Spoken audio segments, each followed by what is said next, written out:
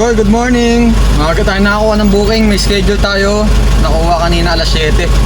300 kg galing dito sa Caloocan North. Time check natin 8:15. May nakuha ko 600 kg. Kukunin ko muna yung 600 kg kasi mas malapit siya at saka nakaschedule pa ng 9:30 yung 300 kg. Mabili isang karga lang. Pumelo daw Doy. 13 sako.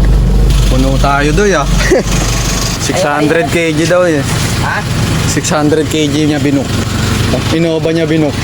Tingin mo kasya sa Innova? Hindi ah. Hindi yan kasya, di ba? Kaya tinanong mo sa akin kanina kung ano sasakyan ko, no? Oo. Sige, sir. Kinancel yung isa natin booking, yung 300 kg. Yung nangyari kasi, nagbago ng warehouse, lumayo. Tapos mas bumaba yung fare. Kasi nga, wala na yung high demand. 13 na sa ako ng pamelo, inabot ng 650. Sabi ko, add na lang sila. Konti lang naman yung sinobre, kaya okay lang. Saka hindi siya madumi sa sasakyan. Hanap lang ako ng kasabay. Goy, nakakuha ako ng 600 kg pansabay. Sabi mga furniture daw. Nakakalas naman daw yung wardrobe, sabi. Tinawagan ko yung pick-up point, sabi, ano daw pangalan ko para malaman kung ako yung nandun sa account na ibibigay nung nag-book dun sa pick-up. Kinaklarify na talaga nila ngayon doon yung pangalan ng rider or driver dun sa account. Kapag hindi mo sarili yung account, hindi na nila tinatanggap doon. Paano yan? May dalawang truck. Naunahan pa tayo. May container doon. Tapos ito, papasok din na ata ito. Tayo tayo dyan. Kanina sinabi ko na yung pangalan ko tsaka plate number. Ngayon, hinintay pa yata ako makapunta dito bago ibigay ulit.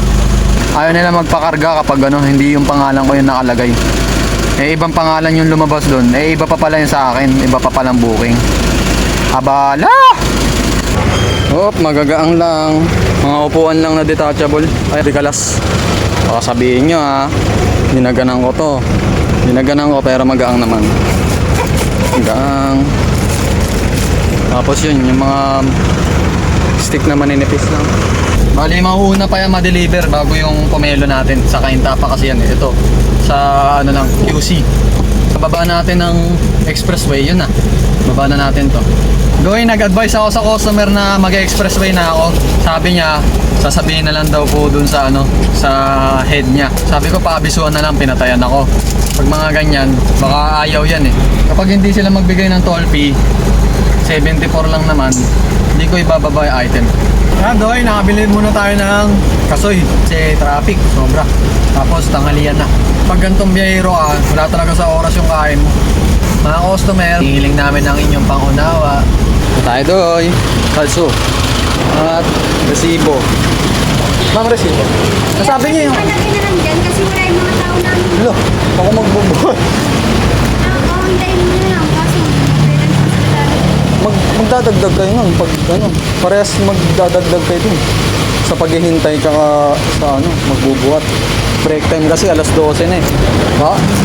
Dalawa kami? Sige. Gabot ko na lang sa kanya.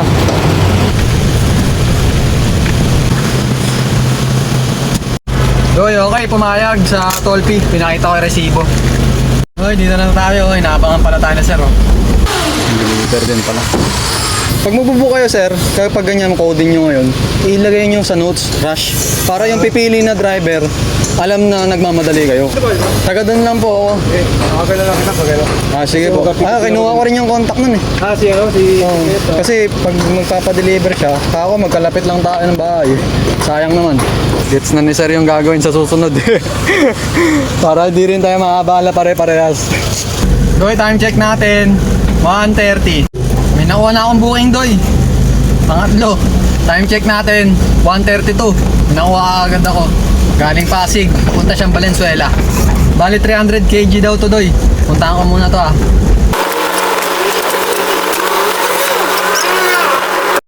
Doy, pagkakuha ko ng 300 kg, may nakuha agad akong booking na 600 kg. Magkalapit lang sila ng drop-off. Kaya okay na. Okay na Doy, karga na. Yan lang sir. Aquarium. Doy, okay na. Aquarium lang pala. Luwag tuloy natin ngayon. Pero hindi na maghahanap pa ng booking. Okay na tong dalawa. Kasi mas importante sa akin makauwi ng maaga sa bahay. Basta kumita na. Siyempre mahirap umuwi ng walang kita. Kanina, madami yung dala natin, halos mapuno tayo. Ngayon, sobrang luwag naman. Okay na, deliver na. Thank you, sir. Yung aquarium, galing Mandaluyong, papunta rin Valenzuela. Magkalapit lang to. Baba lang namin to, Doy. Okay na, sir. Kano natin abot? 119 pala yung sa ano, toll fee. Tapos add mo lang yung ano, sir, yung mismong delivery fee. Dito lang. Ano lang buko? Okay na? Ito, Gcash o ano? Cash. Cash na lang, sir. Okay na, Doy. Deliver na yung isa. Time check natin, 4:13. Pwede na siguro tayo manangalian. Wala, ganito talaga eh. Ito struggles ng ano, mga biyahero. Wala sa oras yung kain para lang ma-deliver kaagad yung mga pinapadeliver. Wala akong madaanan kanina. Ang sisikap ng daanan tapos ang traffic. Di naman pwedeng hihinto tayo sa kalsada. Di tayo kagaya ng motor na kung saan pwede mag-park. Doy, nakakuha ko ulit ng isang booking. Bali, panlima na natin to. Pero malapit lang siya. Malayo din ako dun sa gusto kong kainan eh. Pag kinuha ko tong panglimang booking na to, madadaanan nito yung ano, yung gusto kong kainan. Pagkakuha ko, kakain muna ako tsaka ako di-deliver. Malapit lang to. Banat! Doy, lalagpasan ko na tong ano, tong panglimang booking natin. Hindi ko nadadaanan kasi sabi nun sa drop-off, wala daw siyang inaasahan na delivery ngayon. Yung pick-up point kasi hindi ko matawagan pati yung nag-book. Jadi, papaka-cancel ko na lang to mamaya sa apps. Abala. Buti na lang, pauwi na tayo. Good evening. Time check. 5:38. Kakatapos ko lang kumain.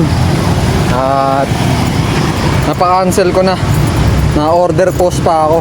Too much order cancel daw eh. Frequently. Hindi ko naman kasalanan yan eh. Magpapagas na ako, Doy. Pafull tank na ako. Sa Martes daw, magtataas ng dos yung diesel. Para hindi tayo abutan nung pagtataas ng presyo. Ano ba yan, Doy? Hanggang sa muli natin pagkikita. Paalam!